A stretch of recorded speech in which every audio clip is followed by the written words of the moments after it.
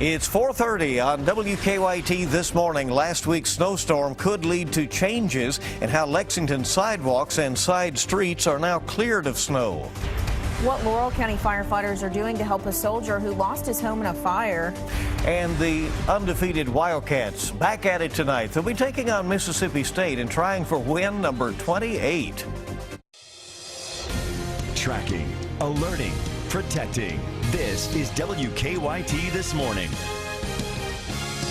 Good morning. Hello there and welcome. It's good to have you with us bright and early on WKYT. I'm Bill Bryant. And I'm Rebecca Smith. Parts of Kentucky could see another round of snow as a winter storm moves through the south. And this morning we're tracking some cloudy skies, freezing temperatures out there as well. Let's check in first with meteorologist Micah Harris. Good morning. Hey, good morning, guys. And as we go off into the night and into tomorrow, that's when we really start to see that snow pick up. So we have a while before we see that around here. First Alert Defender live radar showing you a good clean sweep. Temperatures aren't as cold at all. We're about 20 degrees higher than where we were yesterday, and it doesn't feel too bad. Now, it's all considering, and look, it's all relative too. There we are at 24, 25 in Richmond. Today's forecast will be right around 33 degrees. Then we'll bring that snow in here later on tonight and into tomorrow morning. I'll take you into your latest forecast coming up. We'll see you in a bit, and let's get to the news now. Piles and piles of snow are still covering the city this morning. It's been more than a week since that winter storm came rolling through. Some eyewitness photos shot in Lexington show sidewalks and side streets still covered. Some urban county council members say it's time to think about changing the city's snow removal plan. Kristen Kennedy has that story. Taking a look at the city's snow removal plan wasn't on council's agenda Tuesday, but because of the record-setting snowfall last week, council members decided reviewing that old plan deserved to be a priority. The plan is like 30 years old. 11th District Council member Peggy Henson is ready to give the city's snow removal plan a much-needed update. The current plan we have may be adequate for just a few inches.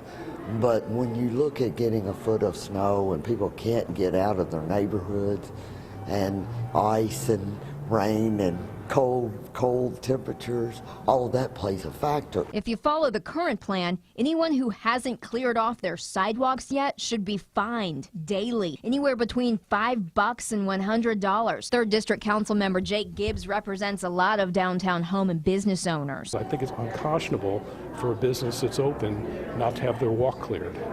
It makes me not want to go to their business. It's not the time that you want to go out and start finding people when everybody's dealing with snow removal, but it's also very important that we stay safe in our neighborhoods. 4th District Susan Lamb suggested Tuesday that council members encourage their neighbors to start shoveling. People walk their dogs and people still are trying to get out and take their children for walks. Council members will review the current snow removal plan in a future work session. In Lexington, Kristen Kennedy, WKYT. Well, in addition to approving a motion to review the city's snow removal plan, council members also approved additional funds to purchase more salt and pay for more help if needed this winter. A missing Clay County woman has been found dead yesterday. Investigators say hypothermia may be the cause. The Clay County Sheriff's Office says 34-year-old Tracy Bev Alvey was reported missing on Monday. Investigators found her body yesterday afternoon off Wagon Fork Road. An autopsy has been scheduled, but at this point they think hypothermia is what caused her death. A statewide emergency is set to continue this morning after last Monday's snowstorm. The Kentucky governor, Steve Beshear, says the biggest problem right now is water shortage in 14 counties. The governor extended the order against price gouging for another week. Pharmacies will still be able to refill many medicines without a doctor's prescription. Hundreds of folks in Knox County, among those still without water. They received bottled water from the health department and the Red Cross yesterday. At last check in Estill County, emergency managers there said 3,200 people are without water. They're also receiving bottled water. And in Clark County, Winchester Municipal Utilities issued a mandatory water conservation order for all customers. 1.6 million pounds. That's how much garbage Lexington waste management workers collected just yesterday. That massive number has set a record. It was the first day of garbage collection since last Monday's storm.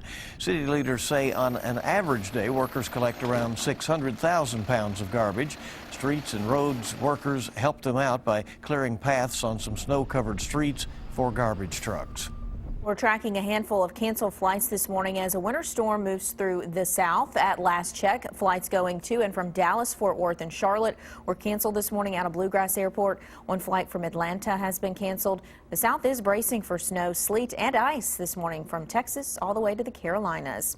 Dozens of school districts are closed or delayed today. Check the bottom of your screen for the latest. You'll also find a complete list at WKYT.com. 4:35 the time on WKYT. And new this morning, a Lexington man is behind bars after police say he distributed sexual exploitation of children online. 23-year-old Jordan Craig was arrested overnight and charged with 20 counts of distributing files of child sexual exploitation. According to Craig's arrest citation, Twitter reported the files. That he is also set to be arraigned on those charges at some point later today. We're tracking a crime alert in Lexington this morning. Police say 2 men robbed a store at gunpoint. It happened at the Dollar General on Bryan Station Road last night. Police say 2 men wearing masks pointed a gun at the clerk. They say the men grabbed the money from the cash register and then ran off. Police have not been able to find the robbers so far. Schools around Danville were on lockdown yesterday after a very strange threat. Danville police say an employee from Enterprise Car Rental in St. Louis said someone called the office claiming he was going to shoot a bus in Danville filled with children unless he received a $5,000 ransom. As a precaution, police locked down schools yesterday until everyone was accounted for. It's really scary, and it's something that you got to take serious. Enterprise got the phone number of the person who made the threat. Police say they traced it to a 15-year-old Boyle County high school student. He's been charged with terroristic threatening. Police say there were no specific connection to Enterprise in St. Louis, and the boy called an 800 number and was routed there. A mudslide in Floyd County has forced a family from their home. It happened over the weekend near Prestonsburg. The family says they woke up to the sound of a tree coming through their living room. They were able to make it out safely, and no other homes were damaged by the mudslide. The family is still trying to figure out how much it will cost to repair the home. Well, it's a tough loss for a soldier from Laurel County. A fire destroyed his family's home. So now Laurel County firefighters are rallying around him and making sure he gets back on his feet. Jordan Valines has the story.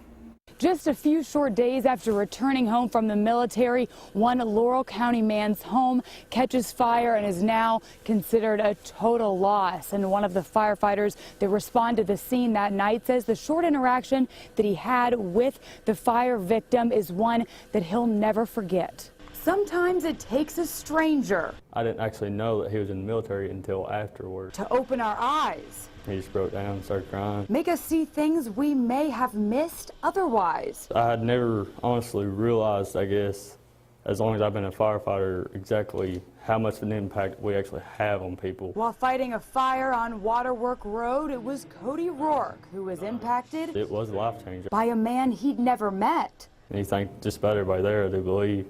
And I thanked him for his service. A simple showing of thanks from the man who just returned home after serving our country. He was looking up to us when we look up to people like him and all the military. The simple gesture, it's something you carry with you the rest of your life. Leaving a lasting impact and prompting Rourke to pay the appreciation forward by helping the man and his family. It's our job, and it will be my job, to make sure these people will get what they need in their time of need.